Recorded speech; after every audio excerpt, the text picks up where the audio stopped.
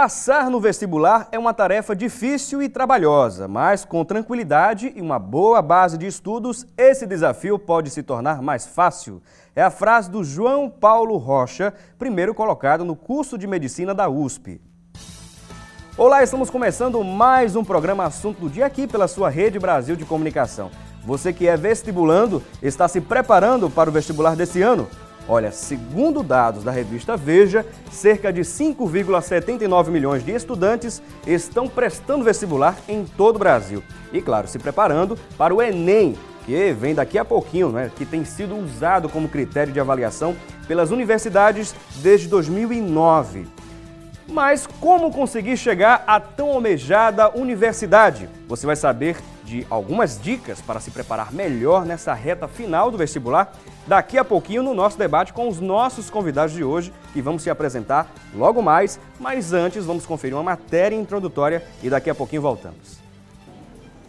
Vestibular chegando, muitas dúvidas, desespero e nervosismo. O que fazer para obter um ótimo resultado nas provas e ter uma boa perspectiva de futuro? É que o aluno comece a revisar os assuntos, essa maratona para o vestibular, para o Enem, comece a estudar a partir de fevereiro, logo após a festa do Réveillon, começa fevereiro, logo após o Carnaval, ele começar já a organizar, estabelecer um horário de estudo. Pelo menos 4 a 6 horas de dedicação para que você possa rever os conteúdos vistos em sala de aula, exercitar bastante.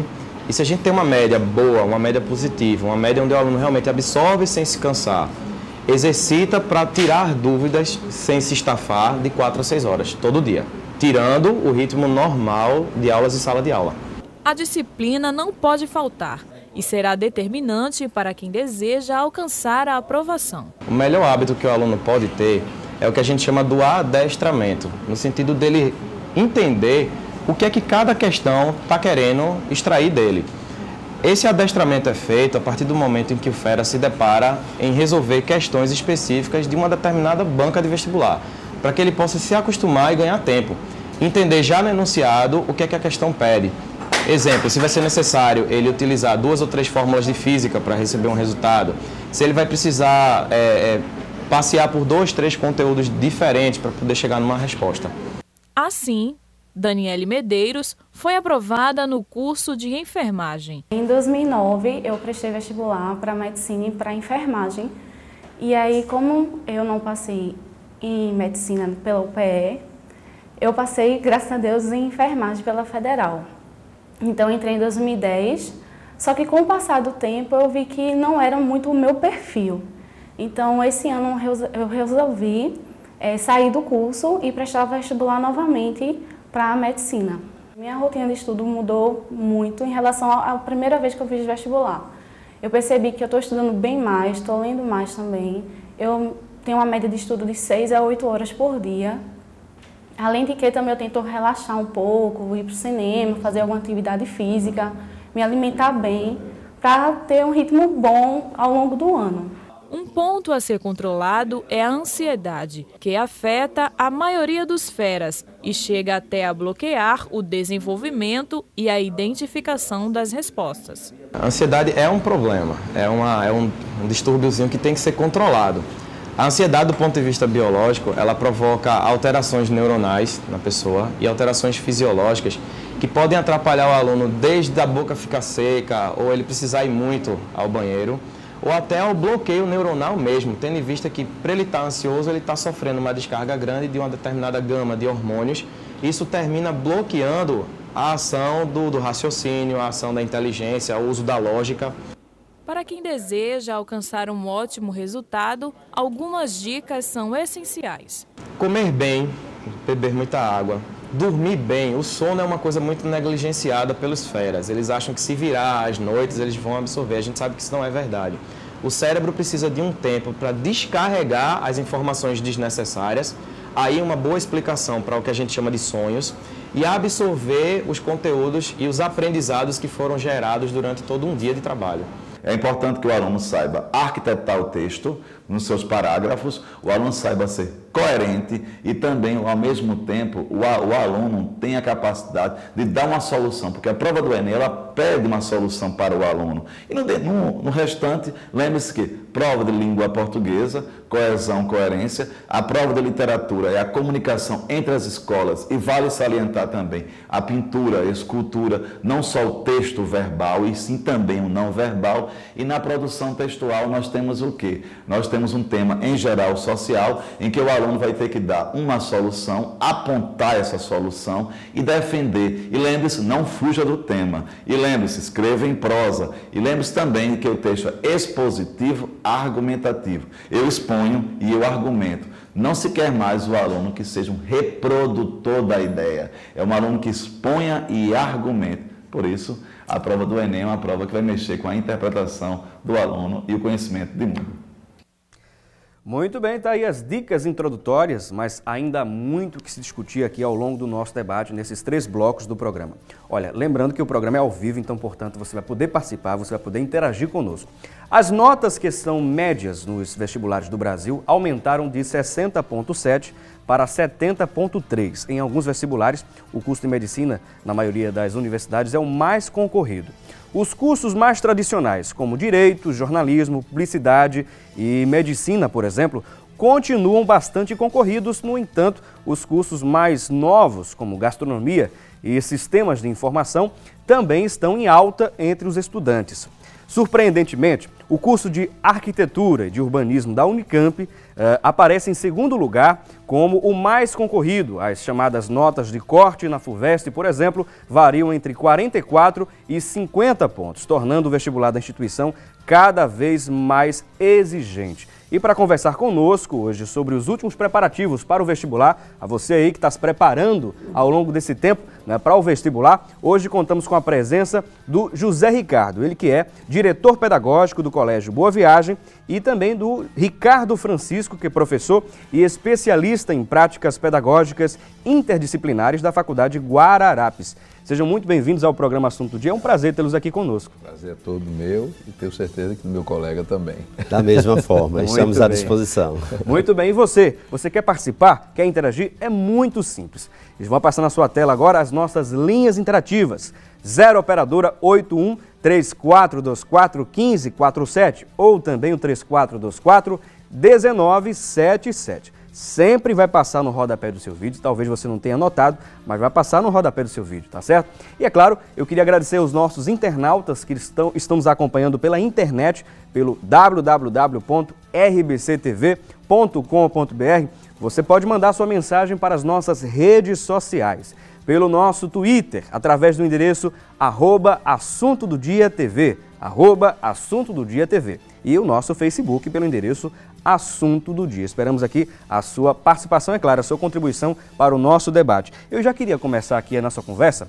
Um dos pontos que são primordiais nessa preparação para o vestibular, é claro, o candidato, como foi passado aqui nas dicas importantes na matéria introdutória, ele tem que se preparar com relação do lado psicológico, à alimentação, ao dormir, mas um dos pontos que mais prejudicam na hora de prestar vestibular realmente, quais são desses pontos que são, digamos assim, o ponto primordial, ou talvez que pese bastante na balança na hora da aprovação?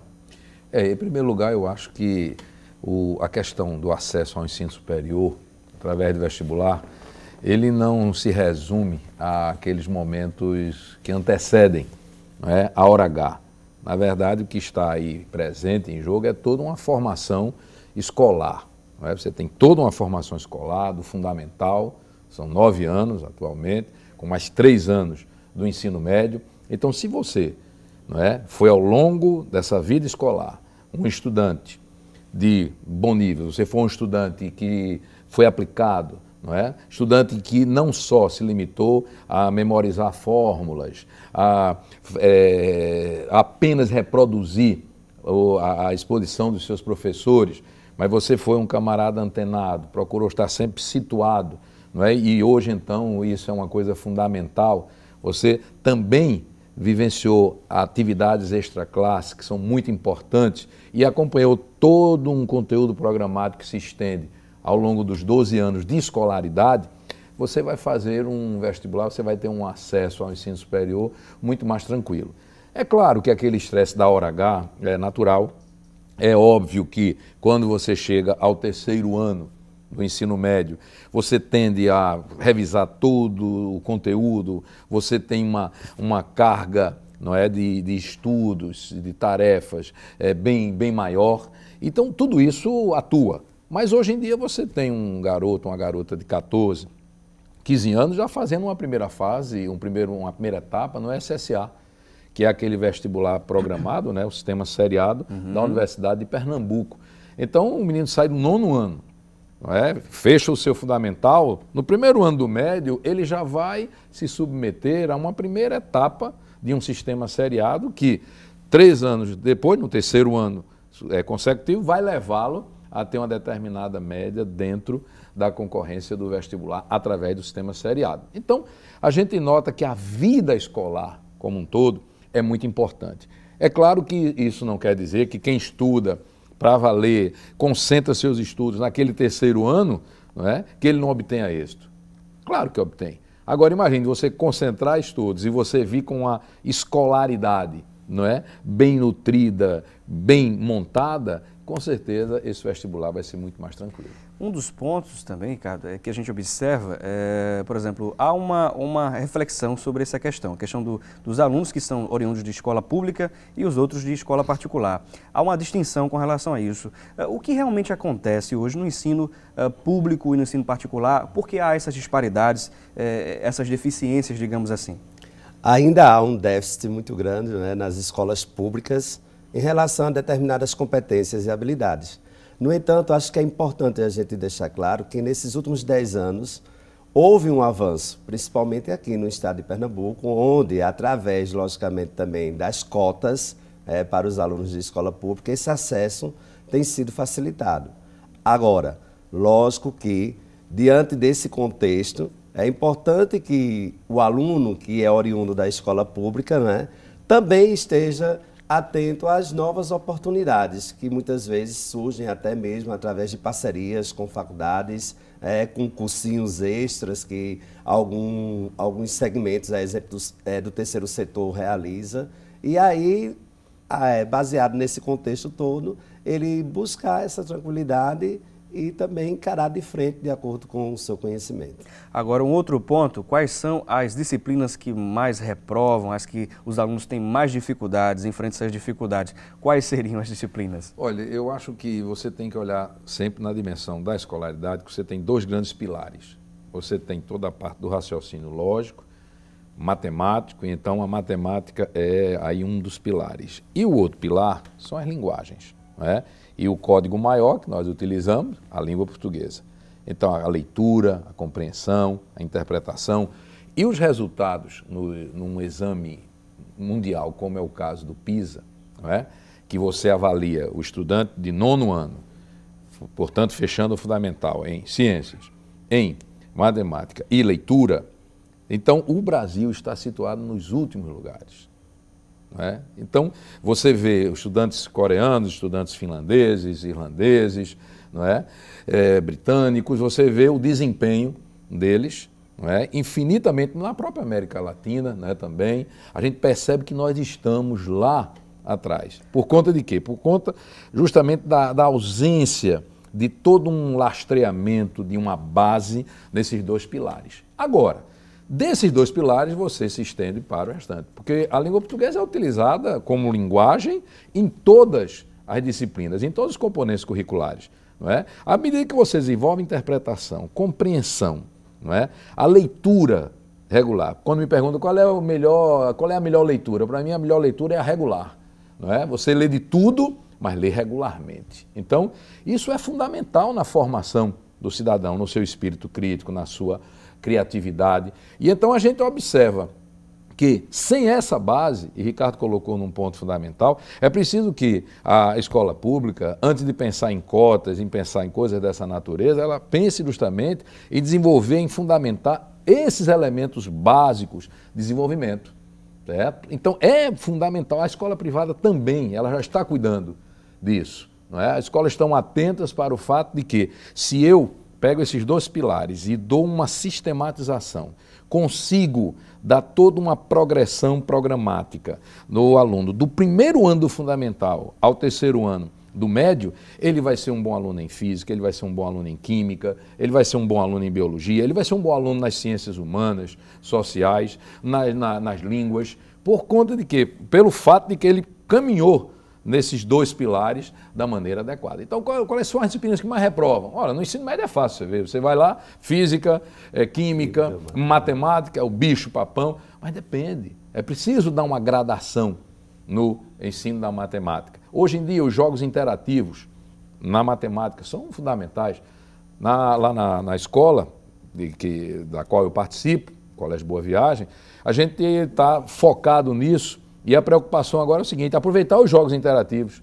Nós estamos com um software britânico que foi todo trazido para o português brasileiro, certo? Por um pernambucano que atua lá na Inglaterra.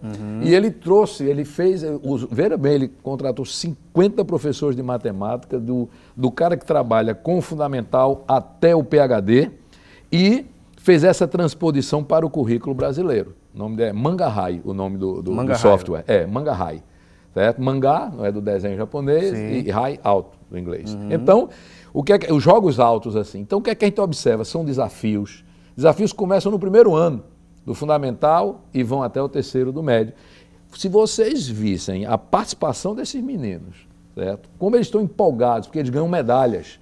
Então, medalha de bronze, eles vão conquistando na medida que eles vão vencendo os desafios. Então, a gente tem que casar a sala de aula... Isso, de alguma forma, estimula... Claro, você tem que ter a sala de aula com esse mundo virtual, certo? E aí vale para a escola pública, vale para a escola privada, vale para todo e qualquer estudante. Agora vem outro ponto. Será que está faltando isso no ensino brasileiro, essa questão da forma pedagógica, a metodologia aplicada nas escolas? Será que está faltando isso também? Acho que a gente tem evoluído bastante, né? No entanto, há uma defasagem ainda na formação de alguns professores, de algumas instituições que não sempre bate, né? Sempre bate na formação dos professores. Também, infelizmente, né? É verdade. Também bate. No entanto, a gente sabe que há uma preocupação hoje das escolas de buscar trabalhar, como o Ricardo me colocou, a questão não só do conhecimento, mas das competências e habilidades.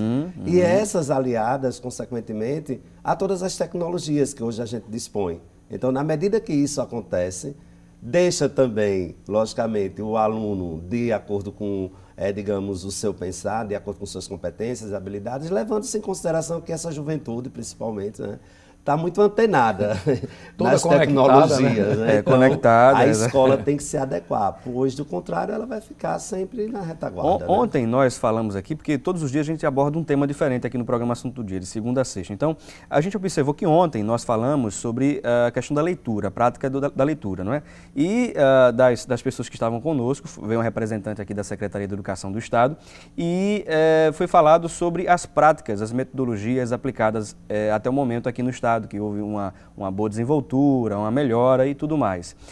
Mas um dos pontos que talvez a gente deixou de lado e não falamos, acho que pela questão do tempo mesmo, foi justamente fazer um parâmetro, observar um pouquinho como estamos, no caso, na América do Sul, né, com relação à prática do ensino, à metodologia aplicada nas escolas, com relação à posição, ao ranking internacional, com relação à educação. Por exemplo, existe algum dado, alguma outra informação, por exemplo, do Brasil com relação aos países daqui da América do Sul? Qual a posição que estamos? Como nós estamos encarando essa questão da educação? Olha, Felipe, para se ter uma ideia disso, nós passamos a ter o ensino fundamental de 9 anos, certo? Há 6 anos atrás, né? 6, 7 anos atrás, de 7 anos. E você já tinha países como a Venezuela, Colômbia, Equador, já tinham o ensino fundamental de 9 anos. Não é? Você vai para o PISA, que é a referência hoje em termos, não é, vamos dizer assim, internacional. Em termos internacionais, o PISA é a grande referência. Aí você vai observar que nós estamos atrás de Uruguai, de Argentina, nossa, certo? Do Chile nem se fala. Na verdade, vamos dizer assim, o padrão maior para a Sul-América toda é, sem dúvida, o padrão chileno, certo? Que, de certa forma, pega o padrão britânico, né? Pega o padrão europeu. Então, a gente observa que há muito que caminhar. É claro, o Chile é um país de 17 milhões de habitantes, O Brasil aí beirando os 200 milhões. Exatamente. Concordo com o Ricardo que nós avançamos e é inquestionável isso, esse avanço em nível de Estado, em nível de país, certo? Mas há muito a fazer. E quando a gente brinca essa história que ele falou aqui de formação do professor, tudo bate na formação do professor, mas é óbvio, é verdade. Não há outra alternativa, não é? Eu às vezes tenho a impressão de que a formação do professor está totalmente dessintonizada, não é, do que está acontecendo nas escolas da Mas educação será básica. também que a expansão territorial, o Brasil tem uma dimensão continental, né? Enfim, será que isso também não dificulta na proximidade com a escola, ou talvez em alguns lugares que ainda a escola não alcançou ainda grupos e etnias, algumas pessoas que estão longe da escola, dificulta, inclusive a gente observa muito na mídia, algumas matérias, né, de grupos ou comunidades que estão bastante distantes de escolas, e quer dizer, isso também não dificulta também a proximidade da escola com a comunidade? A gente diria que sim, né? Não pode se deixar de levar em consideração esse dado. Agora, logicamente que tem toda uma herança, claro, né, de décadas histórica, passadas, e isso, infelizmente, é um fato. Agora, diante desse fato, a gente sabe que temos aí políticas públicas que estão buscando, logicamente, trazer, né, essas pessoas que antes poderíamos dizer que estariam na exclusão para a inclusão. Agora é desafiador. Cabe aí as competências dos nossos governantes também. Com certeza. A gente vai dar uma pequena pausa aqui no nosso debate, mas antes de irmos ao intervalo, vamos acompanhar como fica a previsão do tempo para hoje aqui no estado de Pernambuco. A previsão para quase todo o estado é de sol, com aparecimento de algumas nuvens durante o dia e não chove. Em Petrolina, a previsão é de sol, com algumas nuvens e também não chove. Em Recife, a mínima é de 22 e a máxima chega a 30 graus. Já em Caruaru, a máxima é de 34. Em Santa Cruz do Capibaribe, a mínima chega a 21. Em Arco Verde, a mínima registrada chega a 16 graus. Já em Petrolina, a máxima é de 34. Conferimos aí, portanto, a previsão do tempo. Daqui a pouquinho a gente volta, vamos a esse breve intervalo, dá tempo de beber uma aguinha e você participar também aqui do assunto do dia. Quantas horas você costuma estudar por dia? Para passar em enfermagem, eu estudei mais ou menos umas 4 ou 5 horas por dia.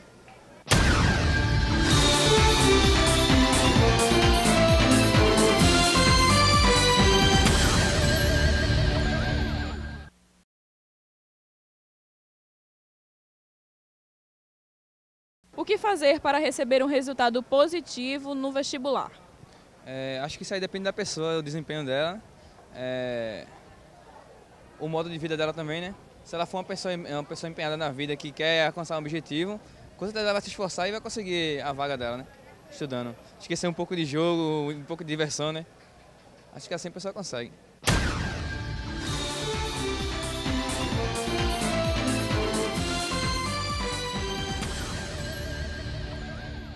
Muito bem, estamos de volta ao programa Assunto do Dia. Ouvimos aí as participações no nosso quadro Fala Cidadão.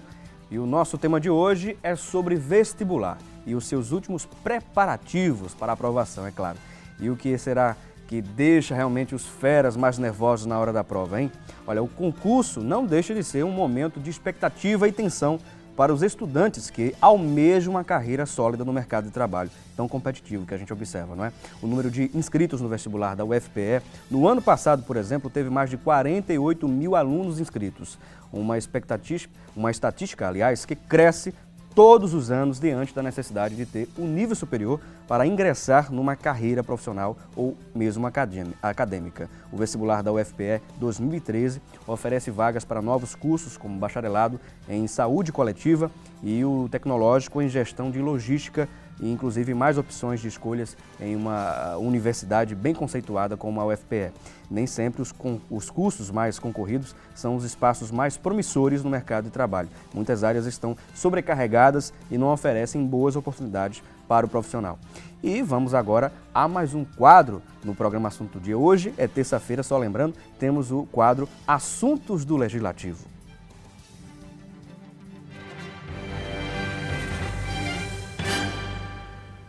E hoje contamos com a participação por telefone do deputado estadual, deputado presbítero Adalto Santos, do PSB. Deputado, é um prazer tê-lo mais uma vez participando aqui do programa Assunto do Dia. Bom dia, Felipe. É sempre um prazer voltar a falar no programa Assunto do Dia, um programa de grande audiência e que traz ensinamento ao povo pernambucano. Ô, deputado, hoje estamos falando sobre educação, o tema de ontem, de hoje, e é claro, a preocupação é grande aqui da Rede Brasil, do povo pernambucano, com relação à educação, que tem melhorado cada vez mais, temos estatísticas com relação a isso, mas o que a LEP pretende desenvolver, a Assembleia Legislativa, com relação a esse propósito, a esse direcionamento, a essa temática? Felipe, a LEP, eu como sou integrante da Comissão de Educação e Cultura, nós sempre estamos atentos, aos projetos do governo, que têm sido projetos arrojados, para trazer assim, um crescimento, voltar a trazer o crescimento do ensino público no estado de Pernambuco.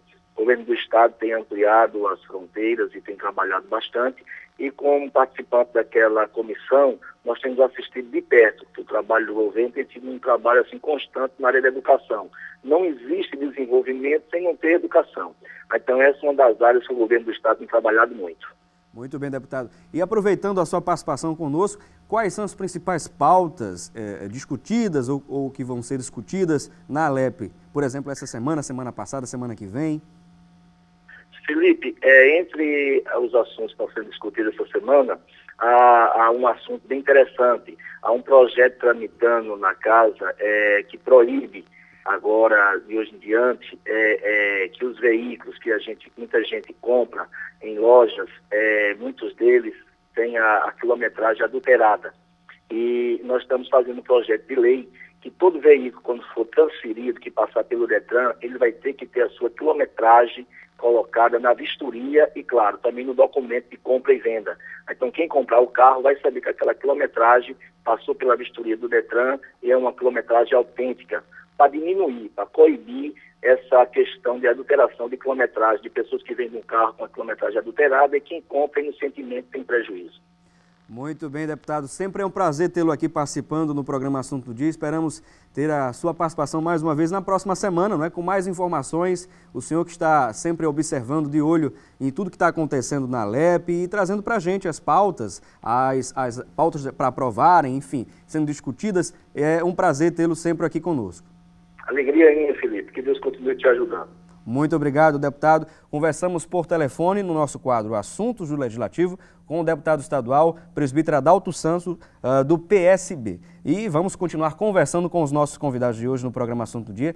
Hoje que estamos falando sobre a questão do vestibular, a preparação para esse concurso tão almejado pelos jovens, por todos, que querem e almejam tanto uma carreira profissional promissora. Estamos contando com a presença do diretor pedagógico do Colégio Boa Viagem, o José Ricardo. Além dele, também contamos com a presença do Ricardo Francisco, ele que é professor especialista em práticas pedagógicas interdisciplinares da Faculdade Guararapes. E um outro ponto que poderíamos trazer aqui para a gente lançar esse debate, retomar esse debate, seria um termo que foi utilizado, inclusive, na matéria introdutória. Talvez você tenha ligado seu televisor nesse momento, mas um dos professores, na matéria introdutória, como sempre a gente tem, falou sobre um termo aqui que eu fiquei abismado. Eu fiquei pensando, meu Deus, será que é esse termo mesmo que se usa? Adestramento. Falou sobre o adestramento do aluno com relação à prova que ele vai ali submeter um exame, Enfim, o que ele quis dizer com isso? Olha, talvez o que ele estivesse querendo ressaltar era a necessidade de exercitar-se dentro do perfil de cada prova, de cada instituição. Eu particularmente sou contrário a esse adestramento porque vai na contramão do que vem sendo os exames vestibulares, Você tem o Enem, por exemplo, como grande exame, esse ano são 6 milhões de brasileiros que estarão participando, de estudantes brasileiros. Então, eu particularmente sou contrário a essa ideia do adestramento e acho que na nossa cabeça nós temos neurônios, não temos aqueles músculos que a gente tem que estar exercitando o tempo inteiro. Nós temos que estar fazendo sinapses, temos que estar fazendo ligações. Então, eu acho que é muito importante a gente desenvolver o raciocínio, o jeitão da prova. É importante você conhecer, você fazer Mas daí você decorar fórmulas, não é? Como ainda se usa, eu acho um desperdício de tempo. E o Enem e outros vestibulares, o próprio vestibular da Universidade Federal de Pernambuco, na sua segunda fase, as provas, elas não são apenas aplicações de fórmulas, de maneira alguma, pelo contrário. Você tem que desenvolver todo um raciocínio, você enquadra dentro de uma situação, você contextualiza. São provas, na minha área, por exemplo, em língua portuguesa, em literatura brasileira, a prova de português 2, ela é uma prova para esse Brasil inteiro, ela tem um nível nacional, aquela prova, por quê? Porque leva o aluno a refletir, a pensar, para responder as questões. Então, eu discordo da ideia de adestramento, eu entendo que ele quis dizer, olha, é preciso exercitar bastante, não é? Fazer muitos exercícios. Eu acho que não é só a quantidade, não. É a qualidade, é a gradação da dificuldade, não é? O importante é que você vá galgando e com isso os seus neurônios vão realizando sinapses. Muito bem. E com essa, não é, com essa resposta aqui, vamos a uma pergunta do telespectador nas ruas. Vamos conferir o primeiro VT. Ser disciplinado me ajuda a passar no vestibular? Disciplina, um outro ponto que foi comentado, inclusive, na volta do intervalo para esse segundo bloco, para este bloco aqui que estamos debatendo, de um jovem falando sobre a questão de ter que abdicar, ter que renunciar de algumas atividades em prol desse primeiro objetivo. Qual seria a dinâmica utilizada por esse aluno, por essa pessoa que pretende passar no vestibular? Então, a dinâmica, a disciplina é de extrema importância, né? E ela é resultado das nossas escolhas. Então é interessante que haja por parte da família, bem como também por parte das escolas, toda uma orientação nesse aspecto. Daí então criasse o quê? Um programa, ou um agendamento, vamos dizer assim, do que fazer na sua rotina. Porém, é interessante que isso aconteça desde as séries iniciais. Por quê? Porque quando chegar lá no ensino médio, o jovem vai já estar totalmente habituado, né, a essa rotina contínua, logicamente, fazendo com que tudo aconteça da forma mais natural possível e imaginável. Agora, para isso é preciso que realmente haja renúncias de alguns pontos que são necessários quando se deseja alcançar metas. Essa importância de estabelecer metas, de se planejar, né? Na maioria dos que prestam vestibular, que passam, né? que são aprovados realmente, isso já é uma realidade já contida nessas pessoas que conquistam esse objetivo, esse planejamento? Eu concordo plenamente com isso. Não são só as empresas que devem planejar, senão nós, enquanto pessoas, temos que também nos planejar. Aonde queremos chegar, não é? Então, estabelecer metas, você ter aquele objetivo e sonhos. Não é? Os sonhos são muito importantes nessa vida da gente. Então, os sonhos estão intrínsecos no ser humano, os sonhos são uma dimensão maior. Não é? Agora, você então dimensiona o sonho. Agora, para você chegar a atingi-lo, você vai precisar realmente de quê? Você vai precisar de que você vá cumprindo a realidade ali, passo a passo. Então, o que o Ricardo colocou da disciplina, não é que você só vá viver para estudar, isso não existe, não é isso, não é? Não é isso de maneira alguma, é você dividir bem a sua vida, não é? Você viver bem cada momento, não é a quantidade de exercícios que você está fazendo dentro de uma determinada matéria, é muito mais a qualidade do que você está fazendo, não é? Se você está utilizando o material adequado, se você vai vencendo dificuldade por dificuldade, o estudo se torna para você um desafio e não uma repetição, tenho certeza de que você chega lá. Agora é preciso definir metas, é preciso traçar planos para realmente seguir. Quem não tem planos tem apenas desejos, não é? Você precisa ter planos e daí os seus sonhos vão se concretizando naturalmente, não plenamente, porque o pleno é o ideal, mas você vai ver que a sua vida vai ser bem melhor se você se planejar. Você dizer, eu quero chegar ali. Para eu chegar até ali, eu vou ter que renunciar, aqui o Ricardo falou, não é? Eu vou ter que atentar para alguns outros aspectos da vida para os quais eu não estava atentando e não vou deixar de me divertir também não. Mas tudo isso com qualidade, tudo isso focado. É importante que haja foco para se chegar aonde realmente se quer. Muito bem. E a gente vai conferir mais uma dúvida, mais uma pergunta das pessoas nas ruas.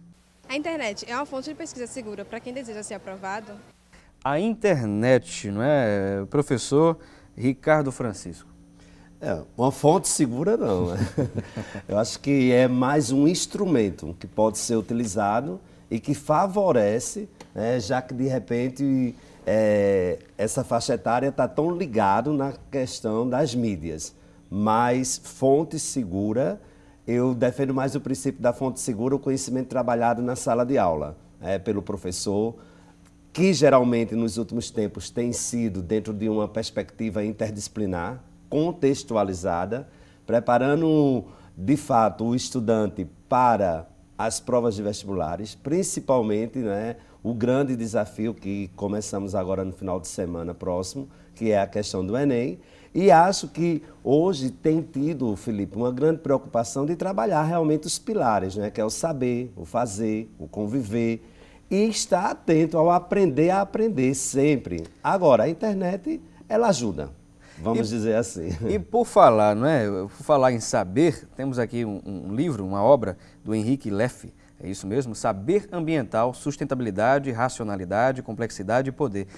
Eu queria, inclusive, né, mostrar para todos que estão em casa, mostrar aqui na câmera 3, na câmera do Caio, e comentar acerca dessas obras aqui que o professor Ricardo Francisco trouxe para a gente, como dicas importantes, né, para o vestibular. Por exemplo, a tão famosa redação, que muitos vão prestar vestibular e vão enfrentar a redação, que é um dos critérios que tem reprovado a muitos, né? Muitos vestibulantes, né, professor Ricardo? É verdade. E, inclusive, com a mudança, eu não digo mudança dos critérios, mas agora há um manual, não é, para a avaliação, para a correção da redação do Enem. E um trabalho científico de grande valia, não é, bem fundamentado, e evitando aquelas discussões, procurando evitar aquelas discussões que vinham ocorrendo, os questionamentos que vinham existindo, inclusive do ponto de vista judicial mesmo, não é? Chegando às barras da justiça, com relação à avaliação da redação do Enem. Então eu acho que o Enem, quando ele coloca a redação sempre numa questão assim de problematização, de você argumentar, de você desenvolver sua opinião dentro da redação, diante de um determinado tema, que normalmente é um tema de interesse nacional, quiçá mundial, certo?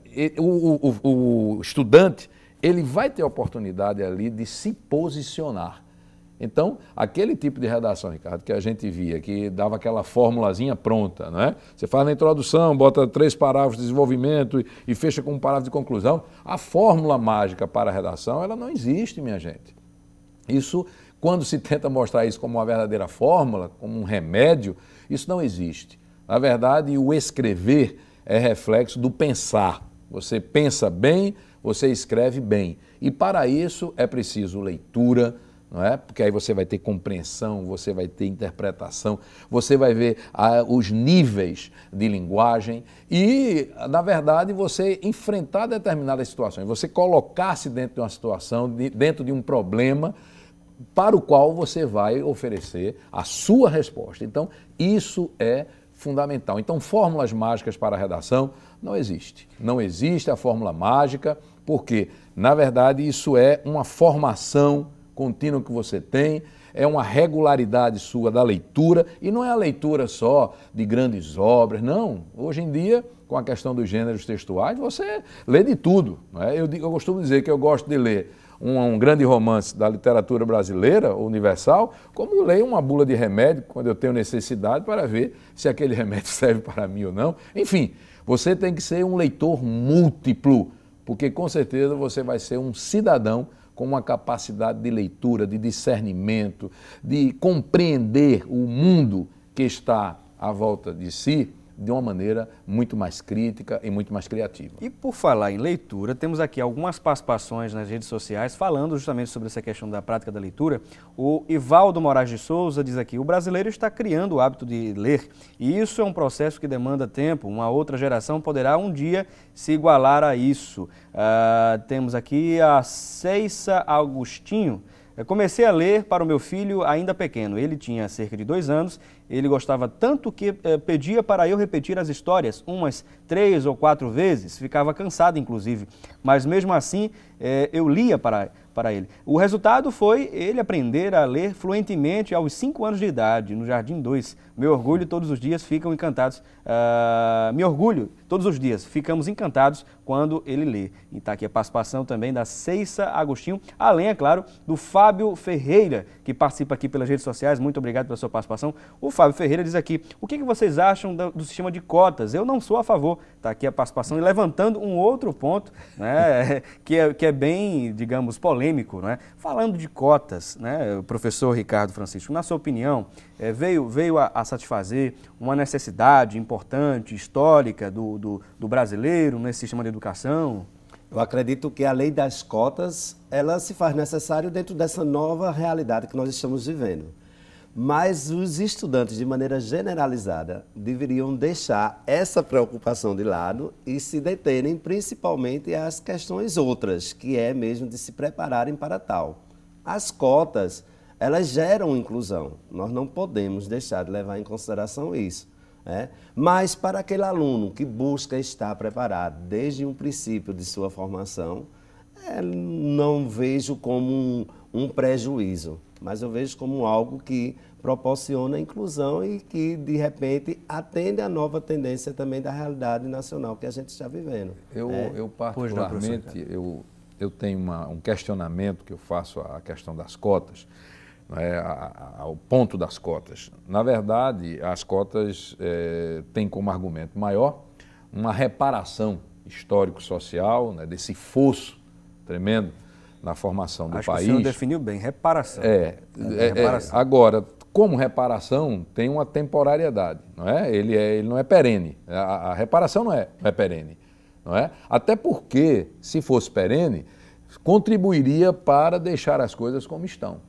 A minha preocupação é que o sistema de cotas, levado agora progressivamente aos 50%, como está acontecendo, os governos em todos os níveis, municipal, estadual e federal, eles terão um argumento muito claro. Nós temos 50% das vagas conquistadas por nossos alunos. Mas aí vem a questão, se isso já está estabelecido por uma lei, eu decreto que 50% das vagas são para essa reparação, para diminuir esse fosso, não é, histórico-social, como é que fica a questão da qualidade?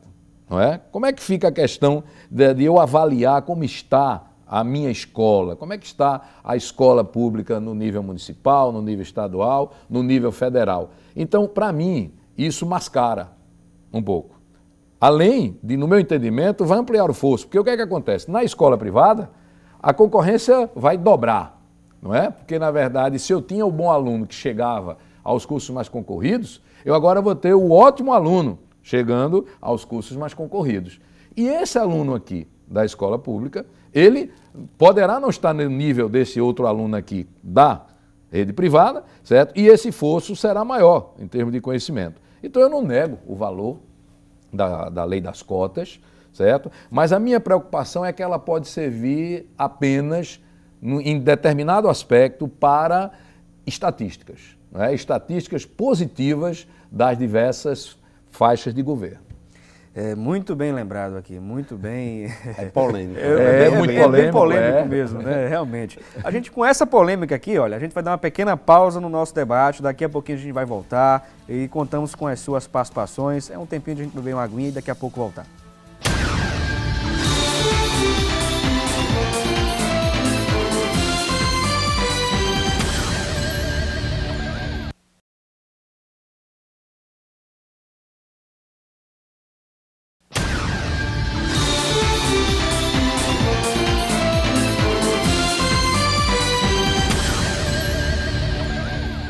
Muito bem, estamos de volta ao programa Assunto do Dia. Este é o terceiro bloco e último bloco do programa, mas há tempo de você participar caso haja alguma dúvida e queira, claro, interagir conosco. E vamos direto à central de produção acompanhar com a repórter Thalita Belo o que se fala na internet sobre o tema de hoje. Thalita, é com você.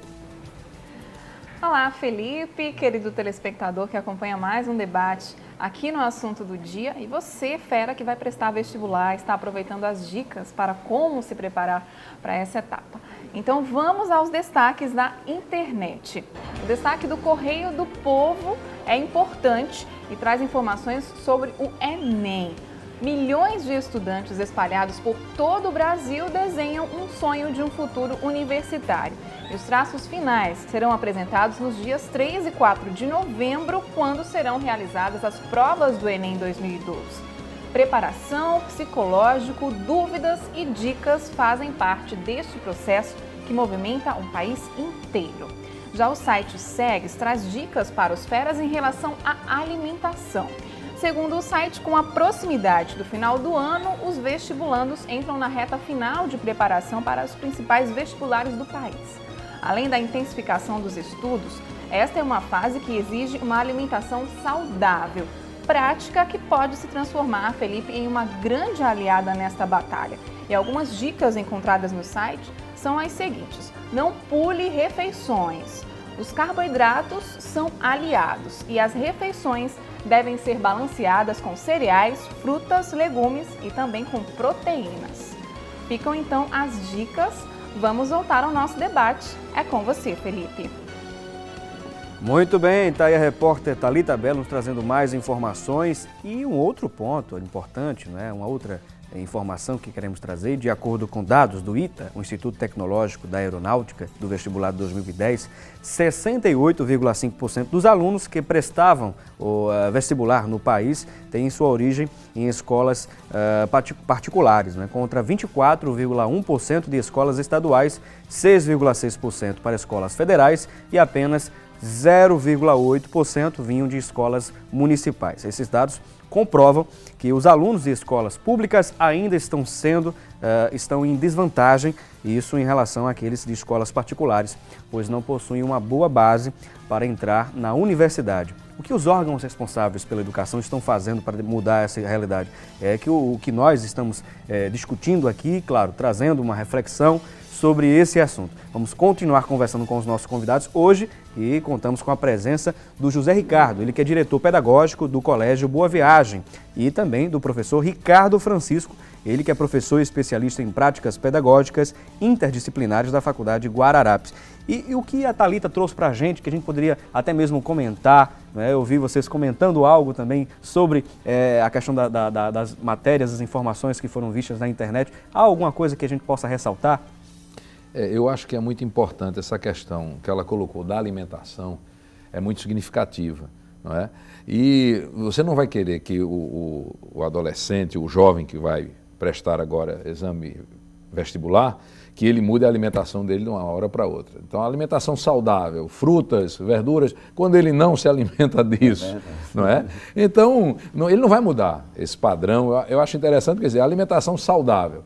Certo? Mas eu acho que podemos traduzir isso assim: não exagere, não é? Porque ele não vai mudar, ele não vai agora consumir frutas, verduras, não é? Aquele tipo daquela propaganda, eu quero brócolis, não vai acontecer, isso. Certo? Mas regrar um pouco, não ir para os exageros, não é? E a questão do sono, não era, Ricardo? A gente estava conversando exatamente aqui, a questão do sono é fundamental, porque se você, naquela ansiedade, não é? Você não dorme pelo menos 6 horas na véspera de uma prova. O ideal seriam 8 horas, essa que é a verdade, não é? Mas pelo menos 6 horas, para que você não tenha a fadiga natural, não é? Durante a realização da prova. Então, a questão da alimentação, a questão do sono, não é? E muita gente fala, não, cuidado com a tensão em que você fica. Eu acho que a tensão é mobilizadora. Eu não acho que fique relaxadão, não. Você não vai estar relaxadão porque você está prestes a cumprir um dos seus objetivos, então é natural que você esteja algo tenso. A tensão é positiva, essa que é a verdade. Agora, você não vai desequilibrar. Responsabilidade, né? É isso, é a tensão pela responsabilidade que você tem. A tensão nos impulsiona. Agora, você não pode desequilibrar-se. Aí é outra história. E o relaxadão, às vezes, o relaxamento demasiado também não leva a nada. Há pessoas que administram nesse ponto da alimentação, é bom trazermos, por exemplo, tomam bastante, digamos, cafeína, né? Café e outros, enfim. para não dizer um nome de um produto aqui, né? Enfim, mas há pessoas que tomam bastante, né? Isso aí, energético, guaraná em pó e tudo, na alimentação justamente para diminuir o sono ou a fadiga. Isso não é recomendável, né? De forma alguma, né? Porque, na verdade, vai de encontro exatamente com um hábito saudável. Exato. Agora, eu acredito que, Felipe, era interessante também colocar, né, para o fera agora na última hora, que procurem realmente saber o local onde vai fazer sua prova. As coisas práticas, né, Ricardo? Para que, de repente, não chega com antecedência, né? Não perca o horário. Por conta da questão de horário de Brasília, né? Horário de Brasília. De verão aí a gente... Aí é importante que tenha nas mãos o mapa, que procure saber onde a escola localiza-se para evitar qualquer transtorno de última hora, né?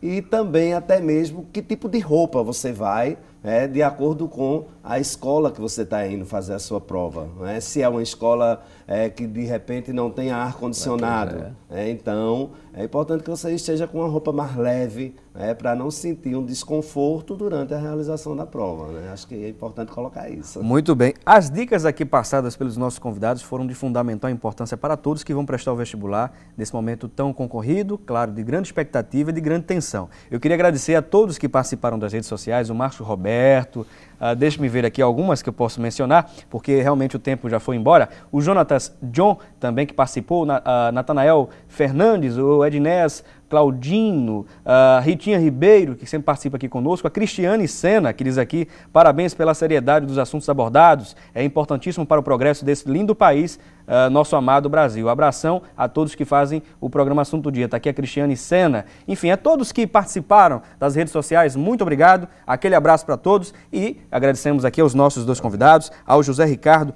ele que é diretor pedagógico do Colégio Boa Viagem, ao Ricardo Francisco, professor especialista em práticas pedagógicas interdisciplinares da Faculdade Guararapes. Foi um prazer tê-los conosco e, é claro, esperamos aqui mais uma vez debatermos sobre esse assunto, falarmos sobre cotas, que é um dos pontos que são bastante polêmicos. Vão ser vários programas, né, Ricardo? Muitos programas, 2, 3, 4 programas para falar sobre esse assunto. Muito obrigado. Agradecemos a sua audiência, lembrando que temos um novo encontro marcado amanhã no mesmo horário e no mesmo canal. Lembre-se da reprise, logo após o Jornal Estado, reprise deste programa às 18h30.